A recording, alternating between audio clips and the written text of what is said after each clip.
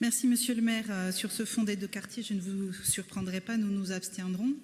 Les propos d'Alexandra Ciari ne font que révéler ce que je vous dis à chaque fois. Et vos belles paroles n'y changent rien. J'ai encore relu le PV du dernier conseil municipal. Vous n'expliquez jamais pourquoi telle association va bénéficier de ce fonds d'aide au quartier qui est, je le rappelle, à la seule main des maires. Pourquoi les plafonds de 1 000 € sont à chaque fois explosés. Dans cette délibération, j'ai regardé 50 subventions données seulement en fonctionnement. Je mets de côté l'investissement. Il y en a 40 qui dépassent les 1 000 €.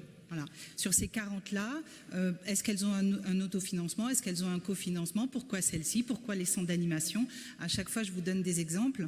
Je n'y reviendrai pas. Je pense que vous avez toujours le PV du premier conseil sans doute en tête et que du coup, vous me faites toujours la même réponse. Donc, mon propos aujourd'hui est de préciser que nous allons nous abstenir comme à chaque fois et que ce fonds doit bénéficier à chaque association de quartier pour des petits projets à la maille et pas toujours les mêmes.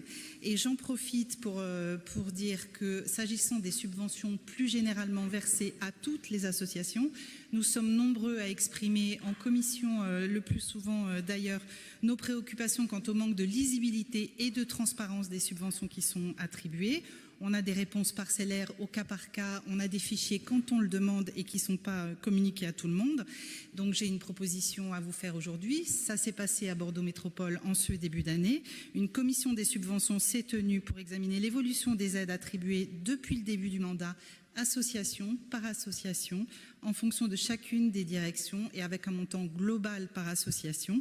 Et on vous demande de la même manière de mettre en place une commission des subventions pour la ville de Bordeaux, pas seulement pour lister les associations bénéficiaires, mais bien pour nous informer de la réalisation des objectifs pour les plus grandes associations et également de nous informer des montants des subventions octroyées aux associations, à toutes les associations, depuis le début du mandat, puisqu'à la métropole, ça a été fait en prenant en compte 2019 et 2020. Merci.